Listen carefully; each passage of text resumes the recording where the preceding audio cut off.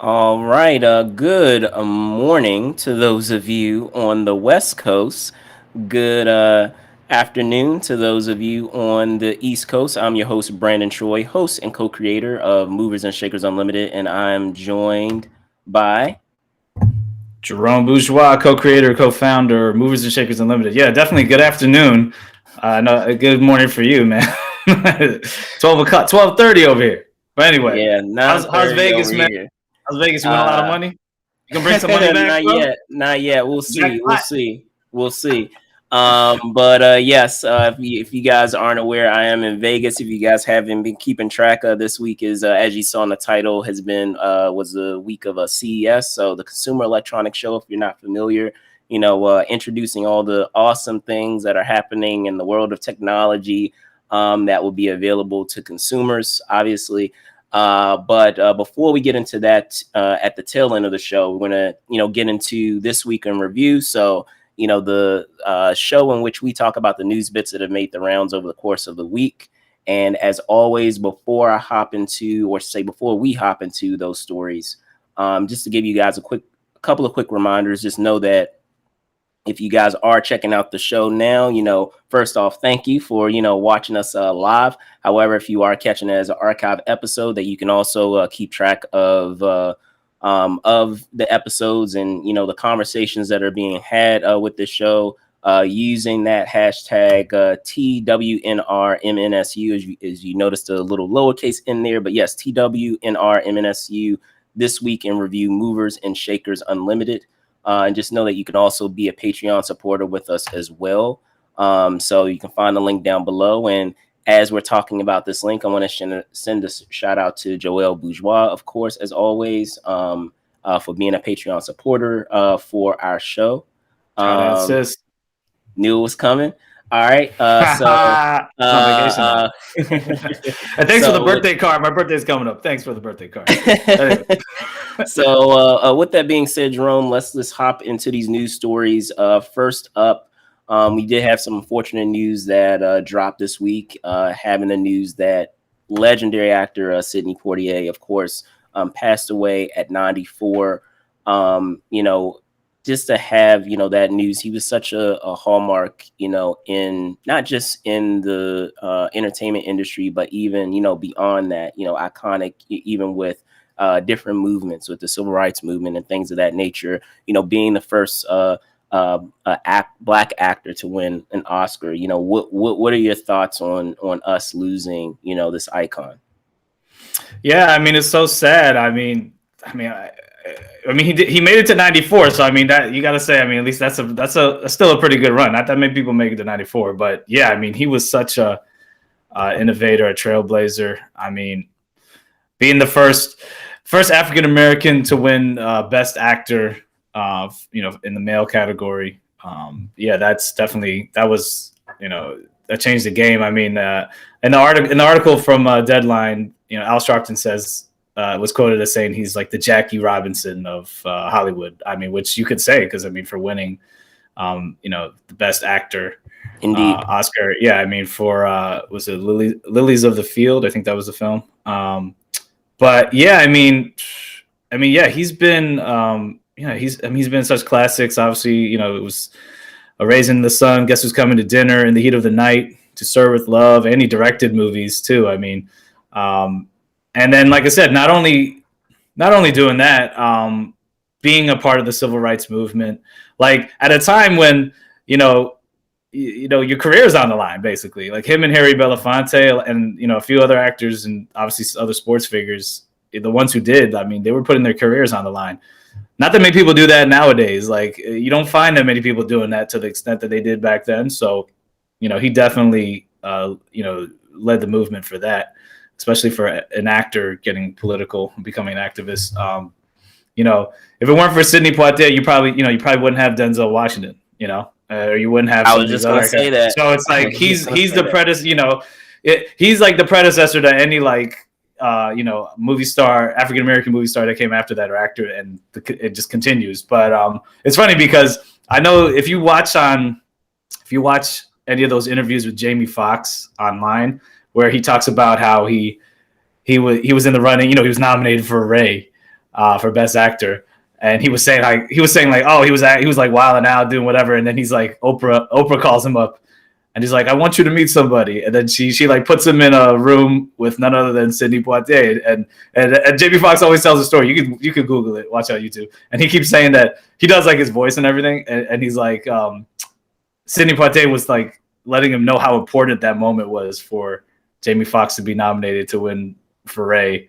And like, that had such a huge impact on Jamie Foxx. And, you know, obviously he won and he deservedly, won that. But the fact that some of the biggest names in Hollywood that, you know, a lot of us love and we revere, they looked up to Sidney. But like, he was like the godfather of acting and for his generation, and specifically and obviously in the African American community, or just, you know, in general, for what he did, and a lot of people looked up to him. I mean, you know, Tyler Perry he was quoted as saying like how he flew out Sidney Poitier and I think Cicely Tyson or something, to like they went somewhere and he just wanted to like pick their brain on the flight about like just listen to them, get their advice. So it just shows like some of the most powerful and most successful people in Hollywood, like, you know, they derive their success from people like Sidney Poitier. And shout out to the Caribbean, my Caribbean folk, man. We made a lot of strides. I didn't even know he was from the Bahamas. I was like, oh my goodness, man. So I mean, I'm not, my family's not from the Bahamas, from Trinidad and Venezuela, but man, I mean, Harry Belafonte, he's Jamaican. So it just shows, hey, a lot of us Caribbean folk, man, you know, definitely we're breaking barriers. So we got to shout out to the, you know, those groundbreakers. But it's a big loss. It's a big loss, and I mean, he's definitely one of a kind, and like I said, he directed too. He wasn't just actor, director, you know. And and also one other thing I would like to say is like some of the movies that you guys love, like if you love Get Out, what do you think Get Out was? It was a combination of Stepford Wives and Coming. Guess Who's Coming to Dinner? Sidney Poitier was in that movie. You know, like, so he's influenced so much that you've seen now that's considered, you know, amazing or great. You know, I'm sure obviously Jordan Peele was influenced by his film. So you gotta give a shout out to the legend Sidney Poitier. It's sad, but he'll never be forgotten though. Indeed. And I guess, I mean, it's nothing much that I need to add that you haven't already said, but it's just that idea of, again, you've commented on it, but I'll relay it again, is just that idea that many of those figures that are revered now, you know, our Denzels, our Don Cheadles, thinking of some of our other actors, many others that are out there, you know, how, we have folks that now, you know, we have Michael B. Jordan, and we have, you know, we had the late Chadwick Boseman, of course, you know, they looked up to, you know, Denzel, and they looked up to, you know, Don Cheadle and those figures before them. But however, you know, still with that being said, we had someone who those iconic people, you know, looked up to. So, you know, being one of those forefathers and those you know, pillars of entertainment, especially, you know, in the Black community, and showing, you know, providing that inspiration to show that, hey, yeah, it is possible. If this is something that you want to do, and this is something that, you know, you have a passion for, if you have a passion for acting and for performance, it can be done.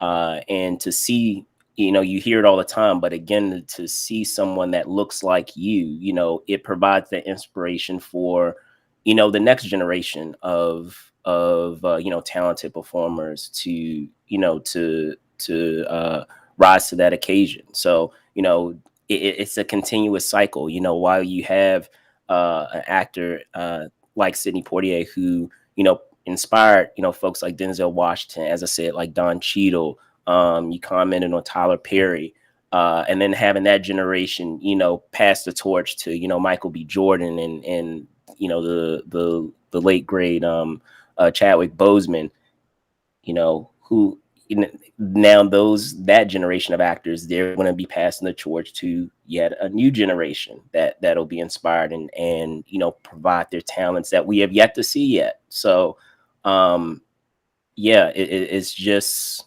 it's unfortunate that he's no longer with us. However, as you said, 94 is nothing to sneeze at. Like, that is a long, eventful life, and condolences to his family and friends, but he will be missed indeed. Yeah, and I'll say lastly, I mean, I know we touched on this, but it is important to really know, like I said, the barriers that were broken with the type of depiction that he had, his depiction on film, because like I said, guess who's coming to get dinner? People, you guys have to know this. I mean, go watch it. But I mean, that was the first major depiction of interracial relationship, and it had the first kiss between a black man and a white woman. So that's huge. I mean, we see that as normal right now, but like back then it wasn't. Because I mean, if you look at what Harry Belafonte, he wasn't able to do that. I think in his films, he had to there was subtle instances of trying to show that, just because of all this racist BS, obviously in the United States and Hollywood specifically. And then also in The Heat of the Night, that scene where he slaps he slaps his white man in the face, and he's like, that famous line where he's like, "They call me Mr. Tibbs." Like, that's a huge moment, because you got to understand, like, stuff like that didn't happen. Like, to show that, I mean, it's like the filmmakers at that time and the actors at the time, like, and really the studios and the filmmakers, a lot of times they wouldn't allow that sort of depiction on film. So for him to do that, for him to be part of that, and I mean, that's huge. It's like a lot of things we take for granted now aren't, don't seem as groundbreaking. I mean, there's other things that changed, but back then that was a big deal. So I mean, that's a huge turn in the depiction of specifically, interracial couples, and obviously African Americans on film. And I mean, like I said, it's changed the game. So he's definitely, one of those innovators, and that's why he also, like I said, he was honored at he obviously won the Academy Award before, but I know he was also honored too later on. So I think it was even the year when Denzel and Halle Berry won for Best Actor. I might have double checked, but I remember he got he got an honorary Academy Award also for his achievements. So it was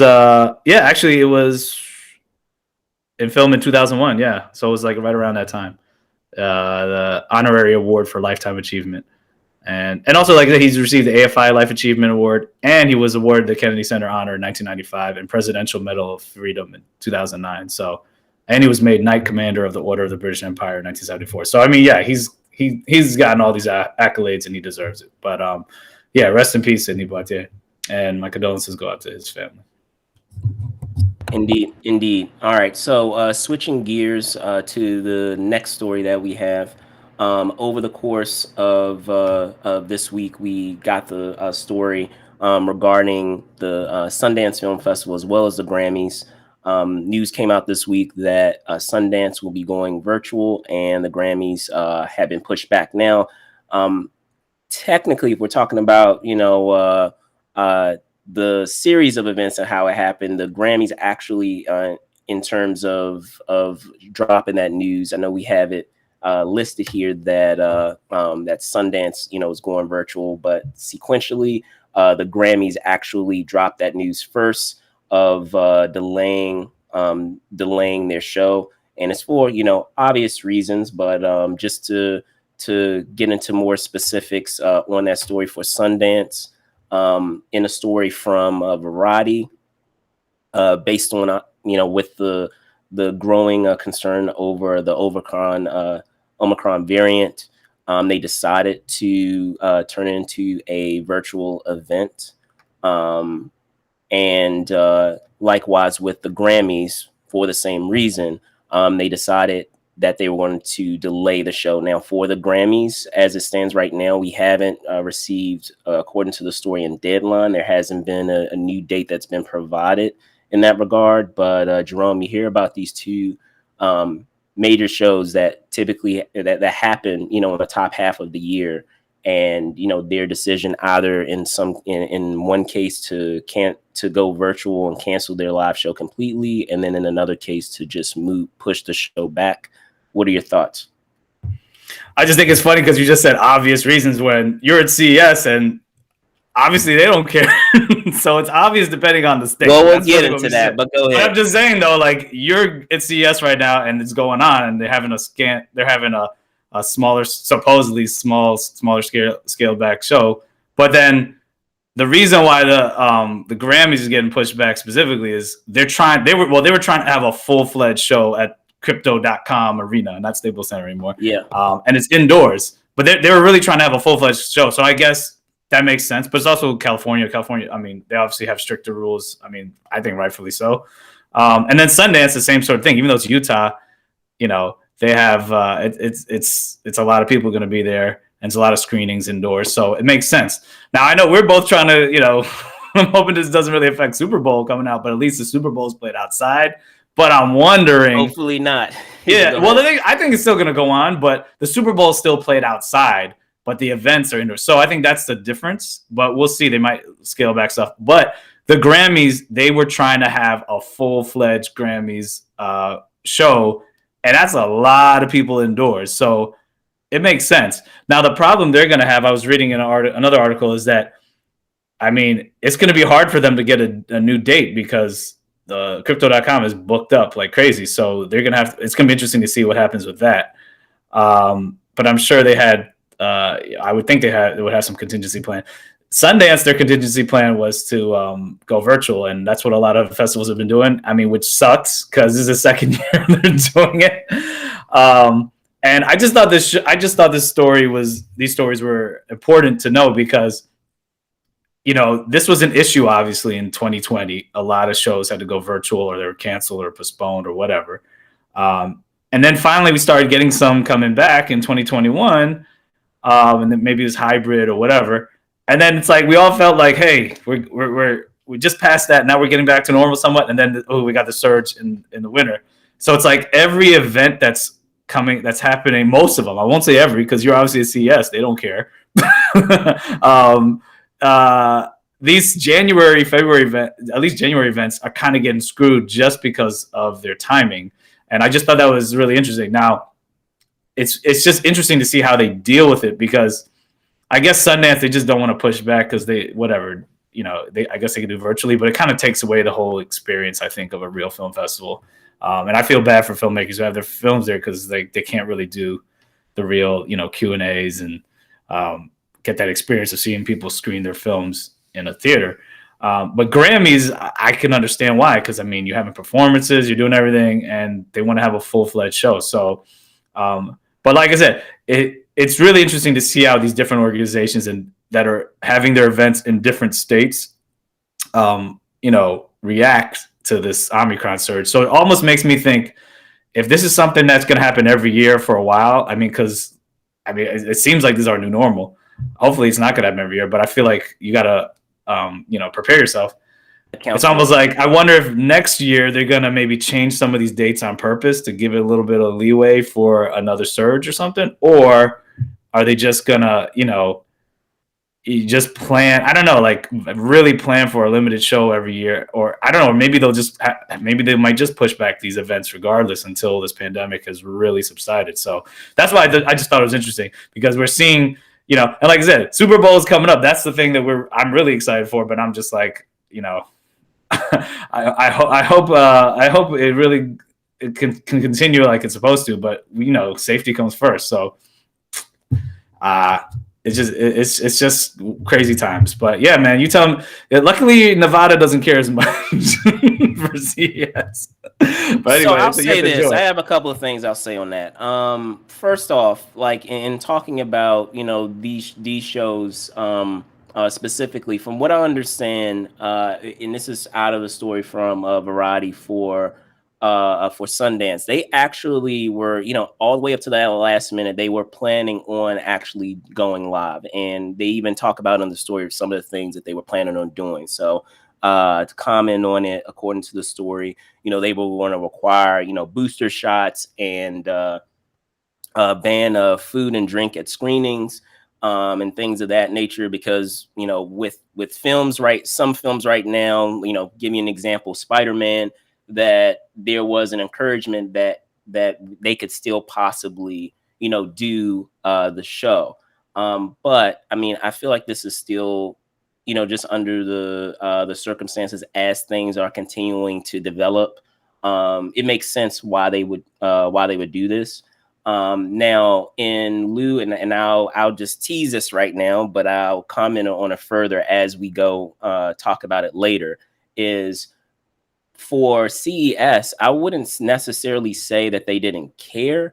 I would say it's more so of what, under the circumstances, at least at the time of you know, the current environment at the time. As I said, this thing is continually developing, but at the time of making the decision to do the live show, you know, they have protocols in place, and protocols that, you know, that I'll confirm were in fact followed through with. Like, it wasn't, a lot of times there've been a couple of shows that we've gone to, and you can attest to this, that they'll say that they're doing X, Y, and Z, and they may only do part of the things that they said that they were going to do.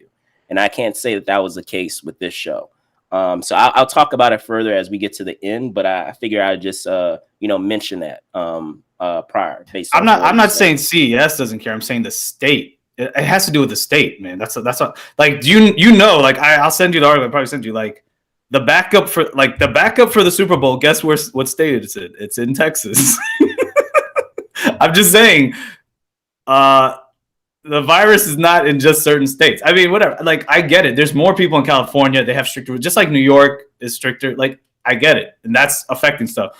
And the people who are running Sundance, they don't play around, even though it's in Utah. But I'm just saying, depending on the state, I mean, I'm all for the protocols. And look, hey, we got to live our lives. I get it. But I just think it's kind of fun. It's just kind of hilarious when it's like, wow, okay, well, you know, if your timing was pretty good for this event, and we'll have a version of it, and then the other ones just get screwed because of whatever. And it's like, all right, whatever.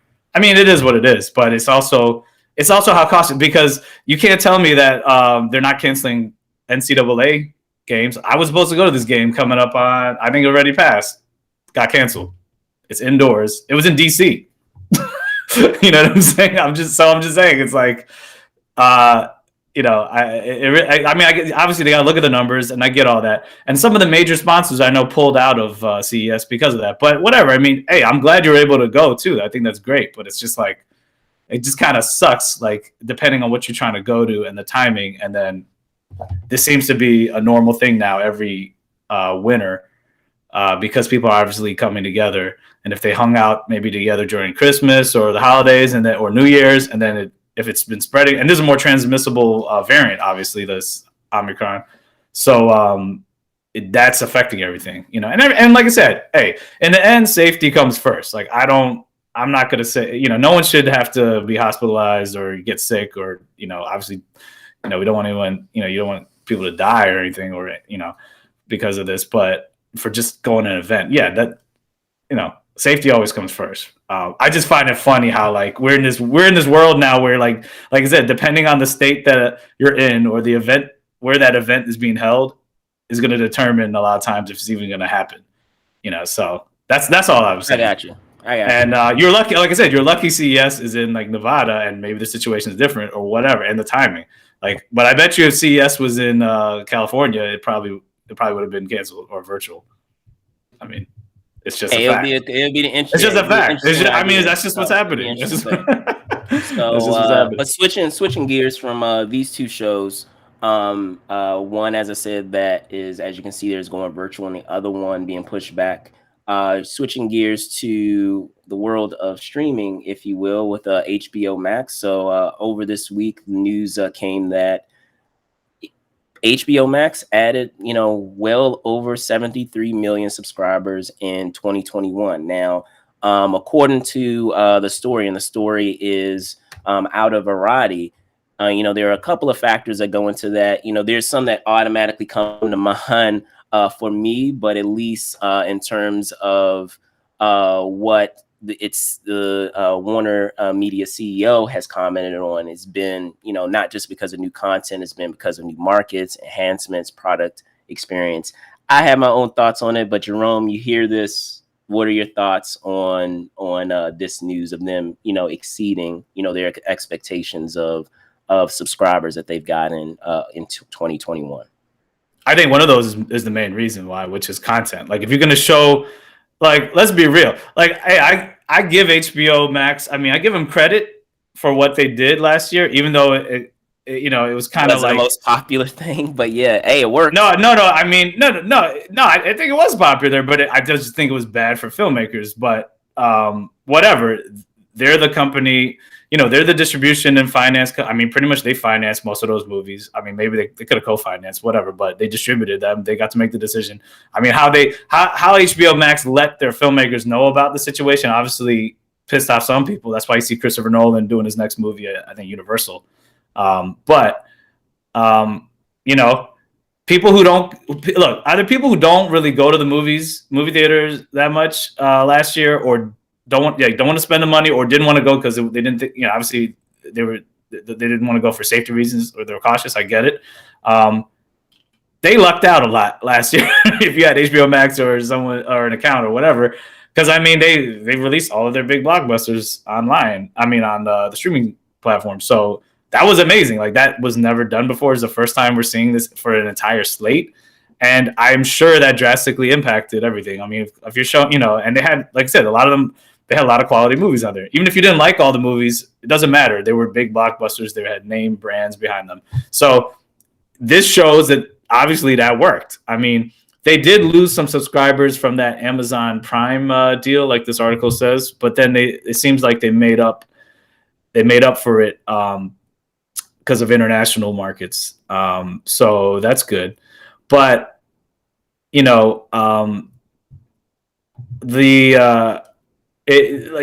two issues though that I'm curious about, and like we're gonna see how this plays out.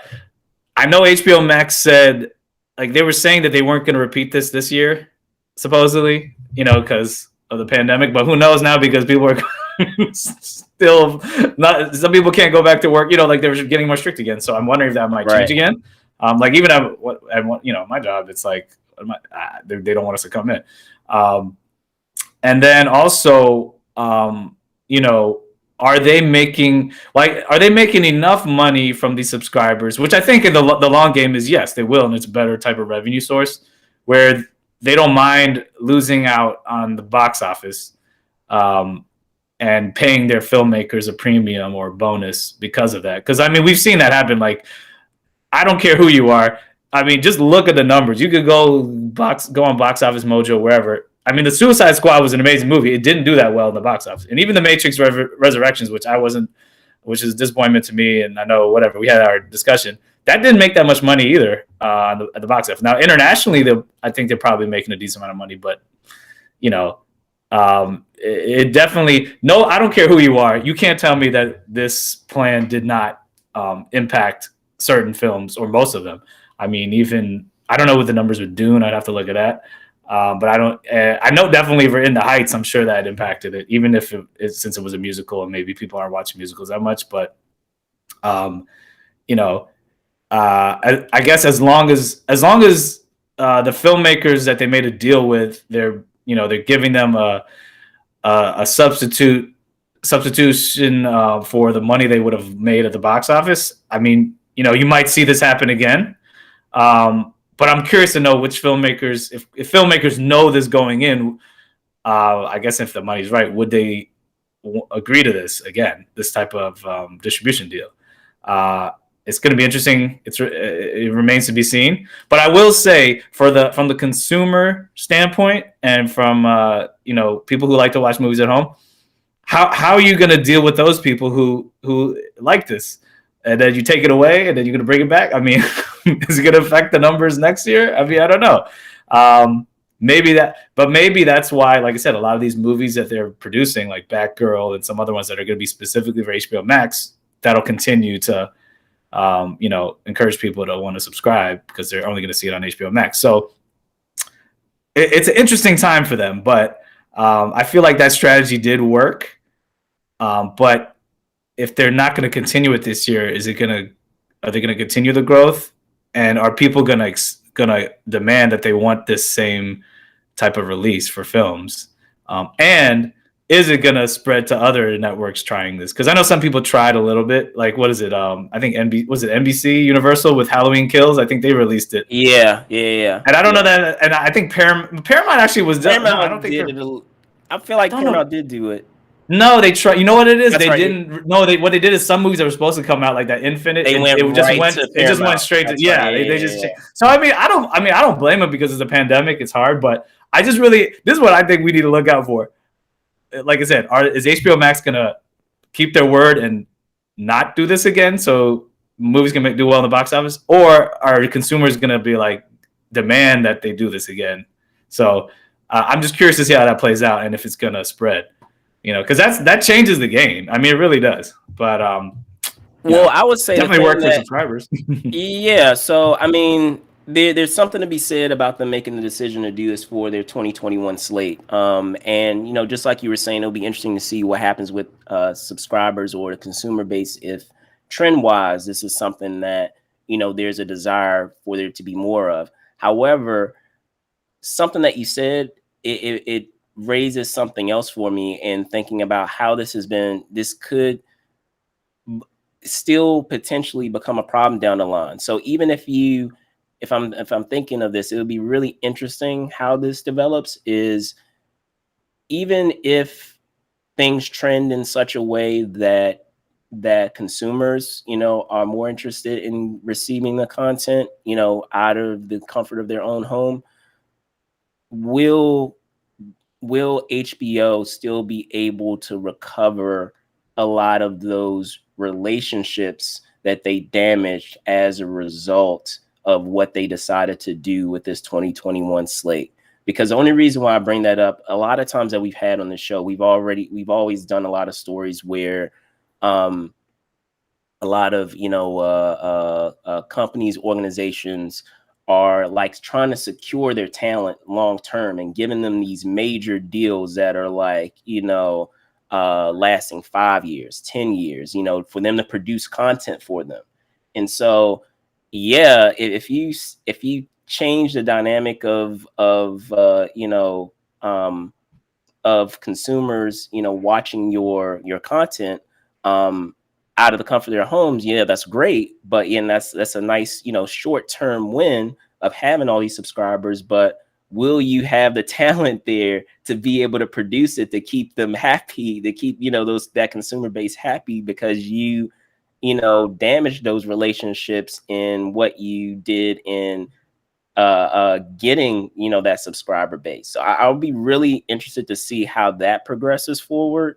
And if they're still able to, and don't get me wrong, HBO is huge, but still, like, some of those relationships, there's still something to be said about those relationships that they did, damage to a degree, and how they executed, coming to the decision of putting a lot of their content, doing those simultaneous releases for their 2021 slate. So that part of it, I think will be really fascinating to see going into, not even this year, but even going forward, of thinking back of, well, if they had not, damaged this relationship with this filmmaker or with these, with these actors, maybe this film that we're seeing now could have, been something that could have shown on HBO Max. It could have been released in theaters, and it could have, been something that could have helped them gain subscribers, or could have developed into,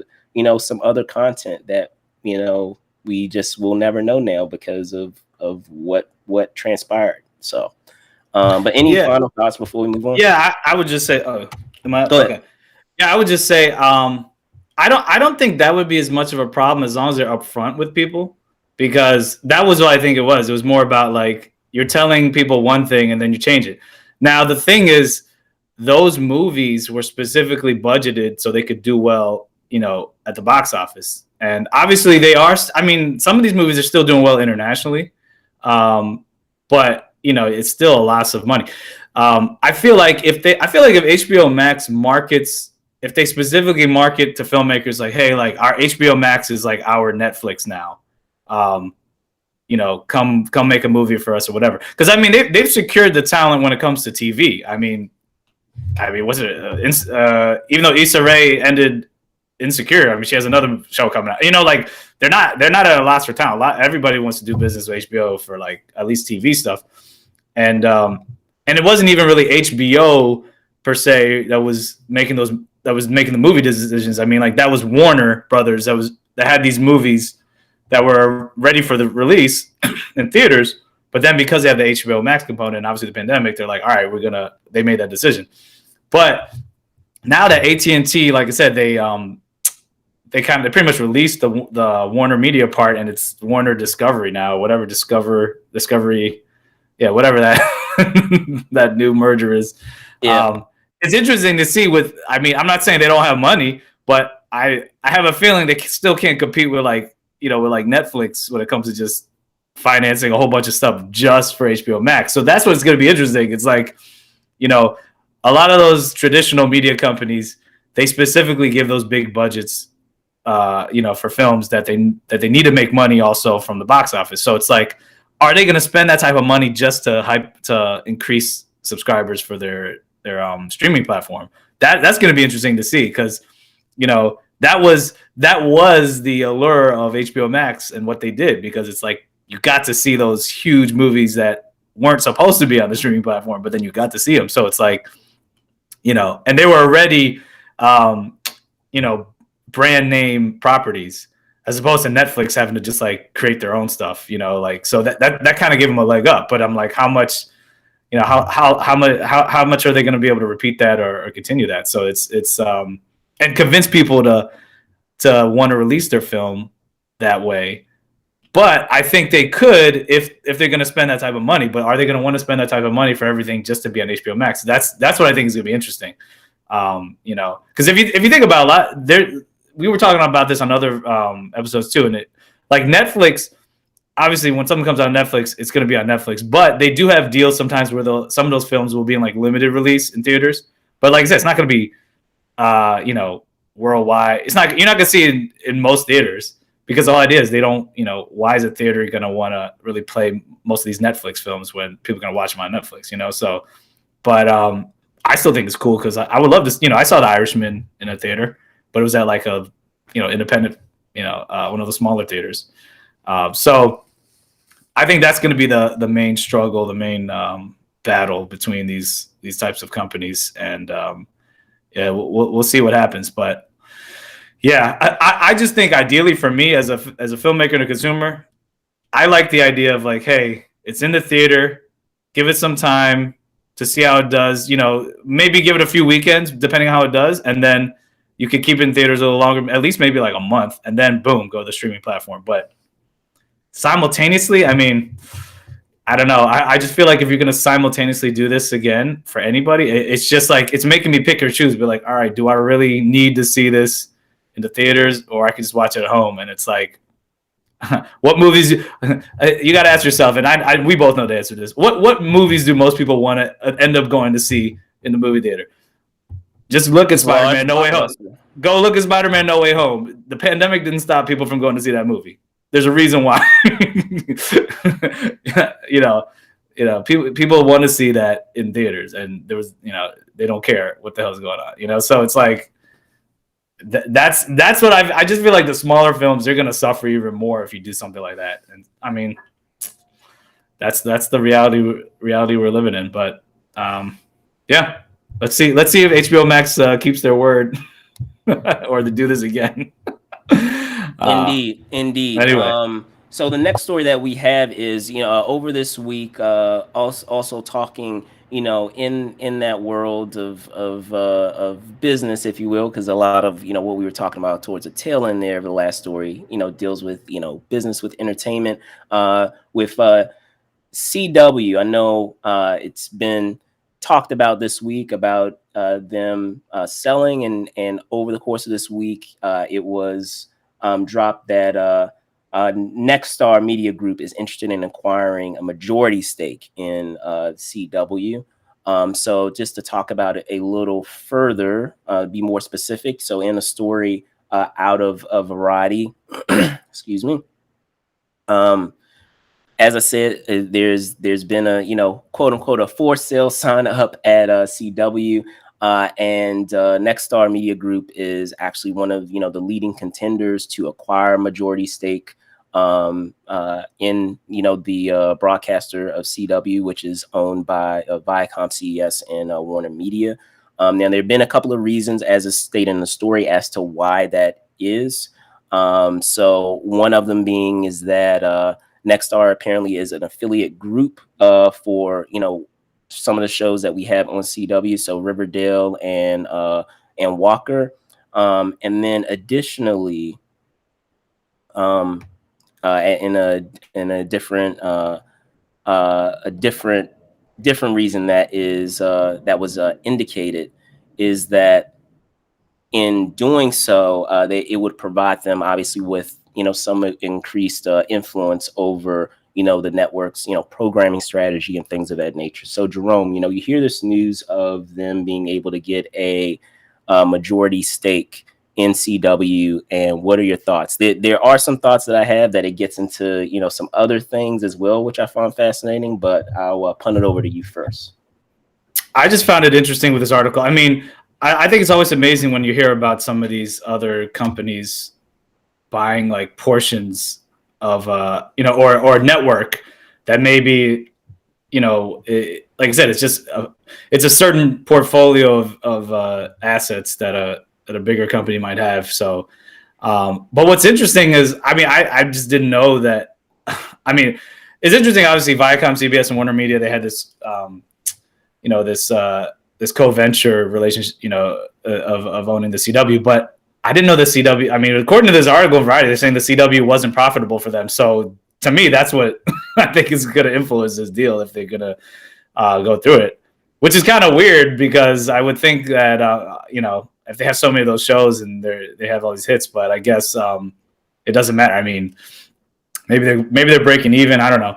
But I think also an issue with that is, with I guess whatever, I don't know what the licensing deal is with Netflix, but I mean, you see a lot of those shows on Netflix, but then they have some shows that are, I think, they're not going to be on Netflix later, like they were saying in here, like Batwoman and some of the newer shows, because obviously CW does have their own streaming platform where they're going to show, well, they pretty much show their shows after they've aired. Yeah,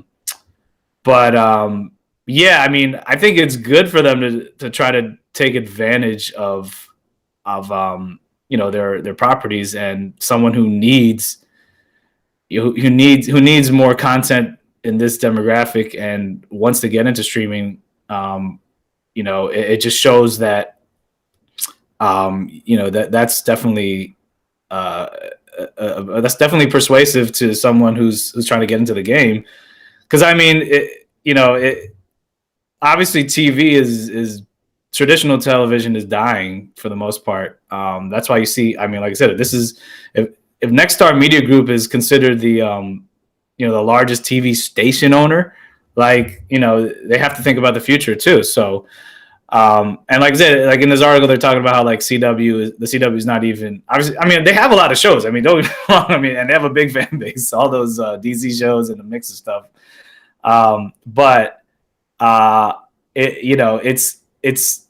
That's a step in the right direction if you're trying to get into streaming and you want some branded content that already has an established fan base. What is it called?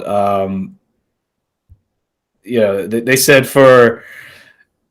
they're trying to get, it seems like I said, that station is trying to get into this younger demographic, and that, like I said, that's a way to help. Like I said, it seems like it could be a win-win depending on the amount of money they pay for it.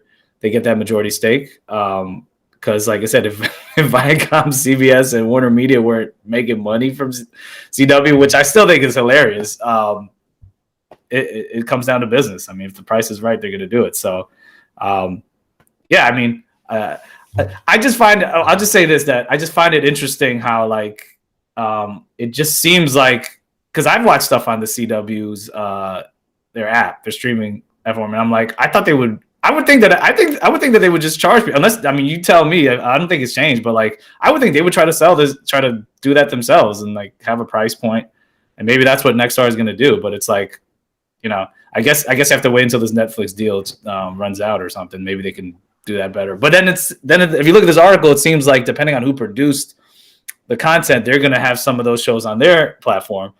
And I would say that is a good thing if Nexstar owns majority, and then they can work with other studios. I think that's a good thing. But I just think it's kind of interesting how they have the CW, at least right now, they weren't able to really capitalize as much on their own platform, and this might boost it. Or at least with some of their newer shows. But you know, that Netflix licensing deal must have been really sweet, because I mean, they have a lot of shows on Netflix. So well, I will say this, and this is an interesting point that it brings up in the article too. I know you were commenting on like the demographic. What is it? The 18 to 34 demographic that much of the CW, content caters to, and in seeing that it currently isn't like working, and it's not, it's not profitable as it's stated in the article. One point that that is brought up in the article is the idea that that Nexstar is, let's see, because they talk about it specifically in terms of where. So it's based out of Irving, Texas. So one thing that they did bring up is maybe in possibly becoming a majority owner or a stake owner, is that they can also kind of turn things around with the CW by altering what maybe the content, what demographic the content caters to. So and they specified in this article, it says in focusing on an older demographic or taking the content in a more homey heartland direction. It may also, help boost ratings and viewership, and in doing so, help with ad sales. So, seeing that sometimes, that whole, it goes back to the idea of, insanity is that idea of keep doing the same thing, expecting a different result. Maybe, the solution is just, going back to the drawing board and kind of, changing your approach. They've been doing it for a while with, their aim with that demographic, with that, as I said, that 18 to 34 demographic, the CW that is, and perhaps by, doing this move and making that change, it could, change things around for them. So there's something to be said about that, but go ahead. No, the only thing I just still don't get though, like, I mean, which boggles my mind is like, if the CW wasn't profitable, why they keep making? I mean, what, The Flash had how many seasons? I mean, why you keep making? You know what I'm saying? Why do you keep making these seasons of the show? Like, to me, that I don't know what. I really gotta look at this more, because I'm just like, why would you keep renewing a show over and over again if you're not profitable? So I'm like, are they just not taking advantage of all the different revenue streams? I don't know, but I'm just like, that just sounds kind of weird to me. It's like, you have a whole bunch of shows. You have an interrelated universe with a lot of these DC shows. And I agree with you, but it doesn't make it to me. That doesn't make sense. Like, why you could, if that's not working? I mean, maybe they're getting ratings, but they're not making enough money with, or they're spending too much. I mean, that doesn't make any sense. It doesn't make any sense. Here's my thought is that, like, when you're dealing with anything in entertainment, there are going to be peaks and valleys. There's going to be times where things are like super popular and times where there aren't.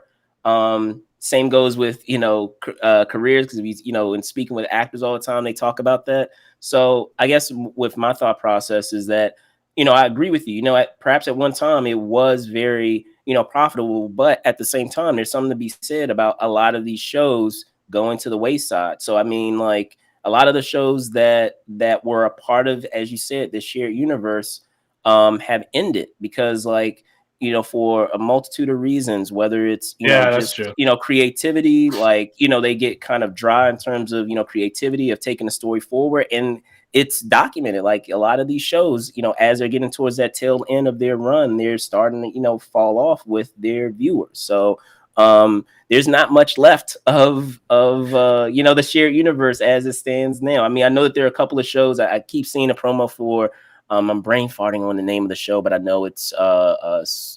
Stargirl, was it Stargirl? Not Batwoman? that one. Not that one. There's another one that A new one? A new one? Yeah, Or? a new one I don't know. that they keep promoting. But yeah, still with that being said, you know, a lot of these shows are that are keep, you know, No, I dropping get off. you. And I mean, I get, Supergirl, thinking yeah. of that one, that's about that if it hasn't already. And I got to catch it with somebody. But no, it's not. No, I get what you're saying, but yeah. I'm curious to know how long they've not been profitable. That's what I want to know, because if they're saying they weren't profitable and you're still releasing seasons, that doesn't make any sense.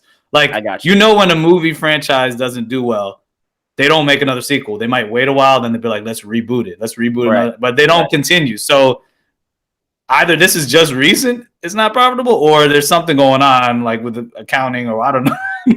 Or I don't know what, or maybe it's just not profitable for those entities.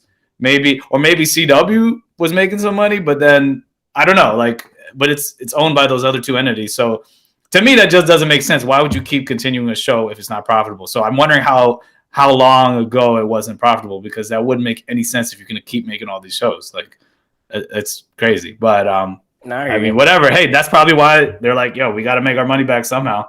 So let's sell it to this company, and then that's how you do it. I mean, come on. MGM sold to you know, Amazon. I mean, what's it called? They got to figure out something. I mean, a lot of big mergers last year. So anyway, tell us about CES now.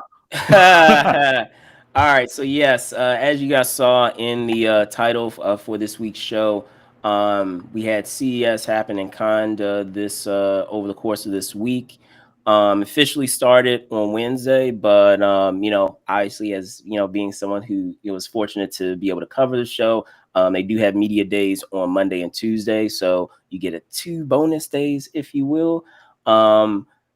Overall, like I just have to say, like, this show, and this is really saying something, because like we've attended various events, like whether it's film festivals or comic book conventions, and you know, a lot of them are impressive and they're all right, but man, like, and I even, you know, call you over the course of the week, I'm like, this show is insane, and insane in a good way. It's just like, there's just so much stuff, like just so much stuff, where like I can see how, you know, even with having, you know, the official show days that you have, that it would be needed to have those 2 additional days just to do it justice of, you know, appreciating all the awesomeness that's there, you know, in all, you know, in all manners of like industries, of like innovations that are being made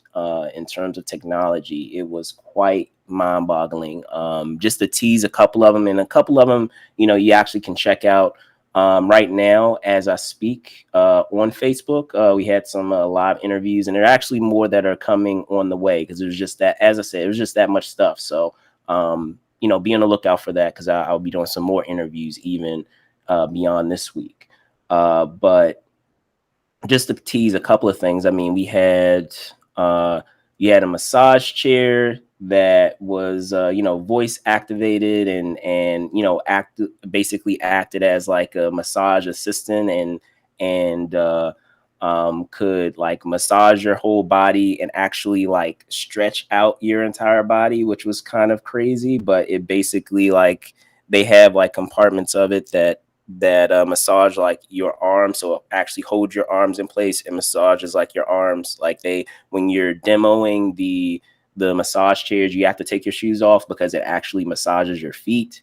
So like that was one thing that came to mind for me. They had a lot of vehicles that they are still in the process of testing, that you know, and looking forward just looking beyond in a couple of years, they are planning to have, you know, be out in you know, the world as forms of transportation. And then we're talking about like flying taxis, like flying cars, flying vehicles that they're still in the process of testing.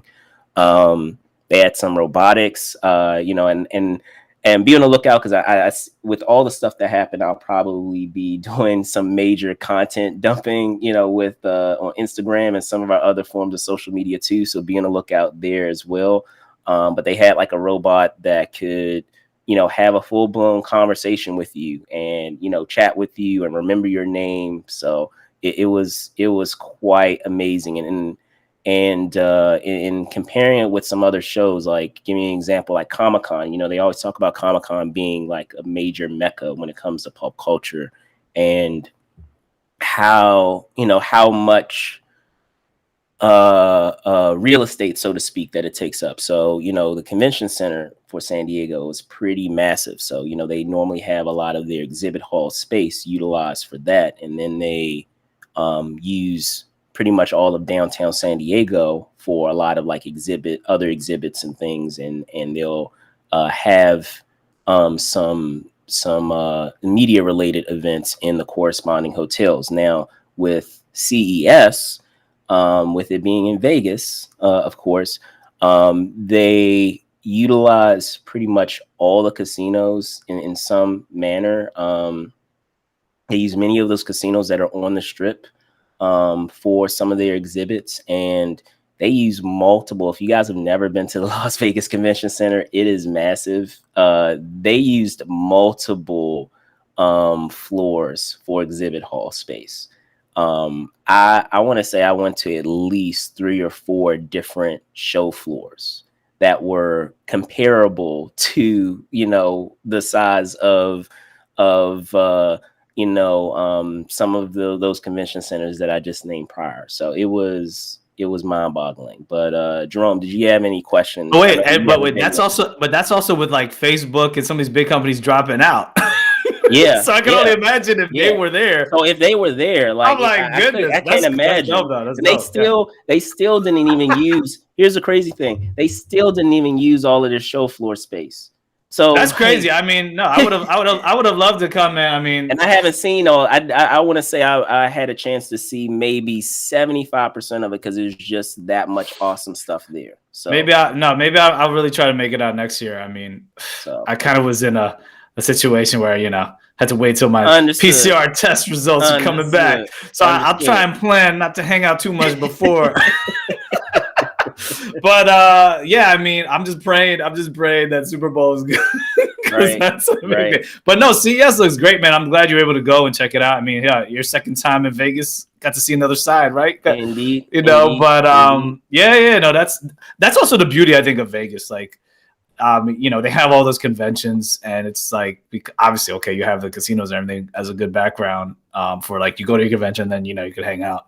But yeah, that's great, man. I mean, and wait, did you go to any of the events with like the celebs? Because I know, like, oh yeah, I said you didn't go to the Paris Hilton thing, but didn't they have like, I think Wayne Brady and like, who else? They did have one of those. Joseph Gordon-Levitt was there too, right? Yeah, Joseph Gordon-Levitt was there also. I didn't do those as much because things were just so swamped with like, and that's another thing I'll comment on too. You know, as someone who was going to that show as a member of the covering that show for the first time, there is a lot there to take in, and so, you know, unless it's explicitly a part of your schedule, it could be tricky to, like, you know, navigate, you know, doing all this other stuff unless it's explicitly, you know, something that you intend to do.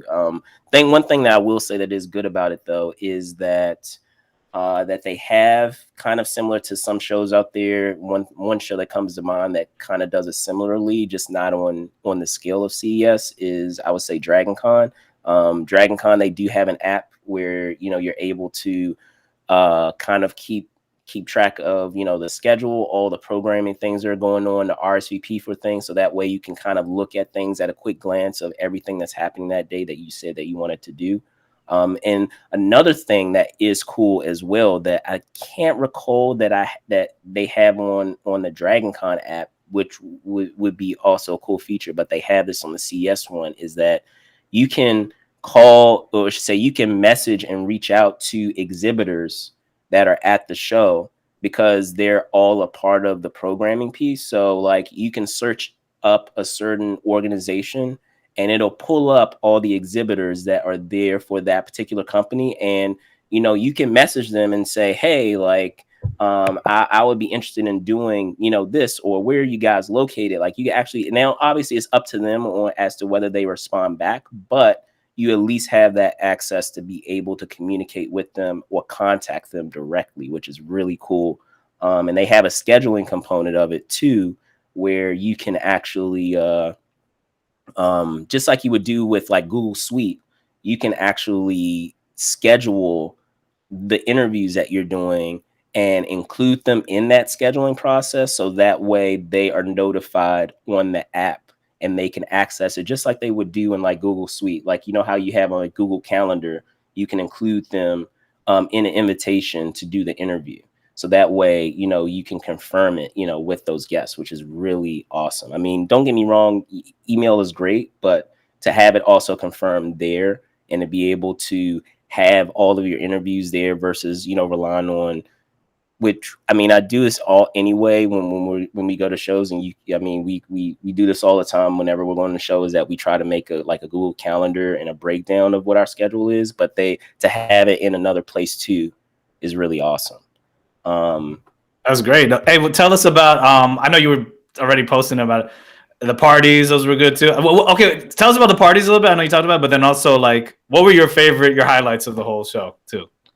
I mean, a lot of, I want to say a lot of like the robotic related stuff was really cool.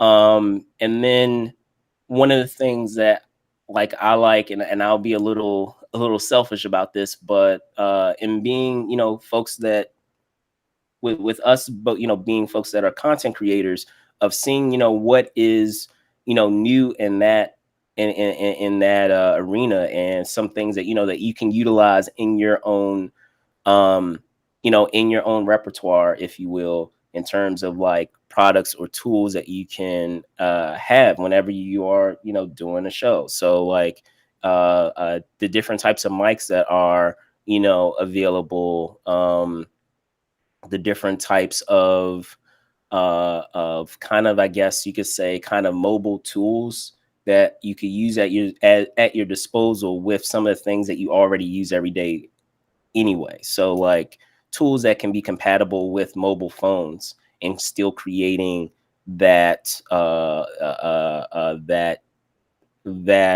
interview or to assist with interviews. Having different types of options with your microphones and how you utilize them, whether they're wireless mics or even corded mics.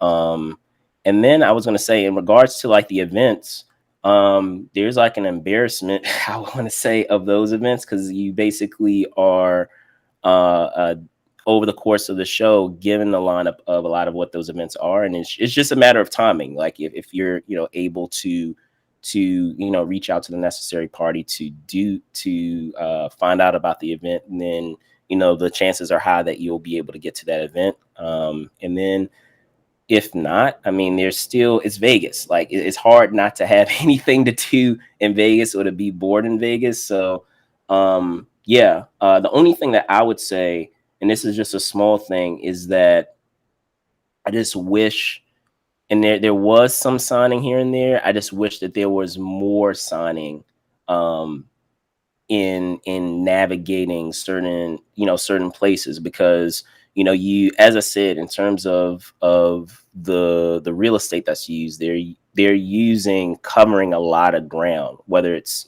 some of the hotels and casinos that are on the Strip or even the convention center. So every once in a while that became a thing where you had to ask people, okay, do you guys know where this is? Or like, I didn't see the sign for it, and then you see the sign, but like you kind of wish that you saw the sign guide you earlier in that path that you were trying to get to that destination. And then the only other thing that I would say that I wish that there was more of, and again, this could kind of just be, it may not necessarily be this way all the time, it could just be under the circumstances of this year's show with everything that's going on, and maybe not having as many people, is that there was more shuttles. Like there are shuttles available. There's shuttles that take you from many of the major hotels that are on the strip. So That's good. hotels that I'm picturing is like, I'm picturing like the Bellagio, the Venetian, the Mandalay Bay. So I mean, a lot of them they provide a shuttle, but in some cases they were kind of infrequent in terms of when they came on certain days. So like that, there was a learning curve there. But again, like it could just be all attributed to a lot of what happened this year. Just as you were saying, and I mentioned to you, there were a couple of organizations that didn't come this year, and they didn't come at the last minute. They just made the decision at the last minute to go virtual, and it was even just up to like just the very like literally up to the last moments that they decided to go virtual, where you're receiving notifications like, hey, like this organization is not coming, and it was literally the first media day, like at the top of the first media day. So there were things that were constantly like in flux and changing, down to the minute when it came to some of companies, understandably, making the decision to go virtual instead of being in person. But yeah. Sounds good. No, definitely, man. Because I have a friend who goes there almost every year, and he's part of the Consumer Electronics Association. So he's been telling me about it for a while and how crazy the parties are. So I'm like, I need to go one year just to go to the parties and stuff. But also, I mean, just shows you like, hey, maybe you have a high tech. It's a tech conference, so they better be like advanced with like their technology on helping you out. So that's good to hear that they have an app and all that stuff. And the shuttles, I think the shuttle part that sounds good in general because I've been to Vegas several times, and like I've had to spend all this money on cabs or Uber, and it's like or you walk. So it's like I mean, you got a shuttle. Crazy expensive, but it adds up. Oh, of course, man. Shoot, yeah. So it's like if you have a shuttle taking you places, I think that's great. I mean, and if maybe need more, but yeah, I'm gonna try. Yeah, definitely try to make it out. Maybe in 2023. I just have to schedule things better. But no, that sounds good, man. Yeah, hopefully next year they can have like go full blast with like the parties and stuff. Because I don't know, like were there a good amount of people at the parties, or they just were scaled back too? I don't know. How was that? No. The parties that I did attend, like there were more than enough people there. Like under the circumstances, it wasn't like scarce. So but I'm wondering if like maybe I will say people were being safe parties as well. People were masked up. So yeah, like people came to the events. Those that no, but I'm curious if there were some other parties that they would usually have, and then maybe they just. I mean, one thing that I did kind of was shared with me, and I told you about this over the course of the week is so Monday and Tuesday they have a what is it? They have, and this is not unusual when you're covering a show. A lot of times, if you are a member of the media at some film festivals and at some other shows, they'll have a lounge area just for their press. And so on Monday and Tuesday, they actually have one in the Mandalay, and they were telling me that they typically have like a CES bag for media that they just hand out like right at the lounge area. They didn't do it this year, just because of the circumstances of, just being careful about, constant, touching, between bags and things of that nature. So I mean, there were some things that were changed, under the circumstances. And then also because I know we were commenting on it earlier at the show. There was a requirement you couldn't get into the show without, obviously being vaccinated. You had to show proof of vaccination before you even got your badge. You're also provided with kits. Take home kits for COVID. So like, I mean, they had those the rapid test already. Ones. Yeah, they had those in place, for I don't like those, but so, but that's cool though. No, that's good. No, I the only reason I was saying with the parties is because like I was hearing that because there's this club in Encore that I've been to several times for other events. Exis. I know they would have parties. That one was great. I remember for what was it? I think when it was the it was the Emmys, daytime Emmys or something, or maybe it was the VMAs back in the day. One of those, they had a crazy party there. So I'm just wondering, like, if, obviously because we're in pandemic times, it's not going to be the same. So it'd be interesting to finally, try to get back to that level. But that's good though. At least they had something. You got to have a good time too. And I mean, can't go wrong with Vegas. I mean. You can't. It'll be interesting next year, though. Speaking of Super Bowl, I mean, it'll be CES in Vegas, but also be Super Bowl in Vegas. Well, no, Super Bowl is gonna be Arizona next year, then Vegas. That's right. 2024. I'm thinking but 2024. But hey, maybe by time it is in Vegas, we can get more back to normal. That'd be crazy. That'd be crazy. Yeah. 2 shows in Vegas. But oh yeah. Actually, that's you'd have to go there January and then come back. And then again in February. I don't know, man, but there's Sundance. I'm still trying to go to Sundance, and there's, the Golden Globes is supposed to happen this weekend, and no one's showing up. It's all like private now. It's like nobody's going to so like there's so many things in January, man. So and then February, so man, you got to pick and choose, or you just get enough sponsors or whatever. Do what you got to do. So, exactly. But yeah, hey man, all I can say is I'm praying Super Bowl is gonna be good. Because that's what I really want to go to. We're really trying to make, because that, to me, that's like the highlight of events usually, for parties at least.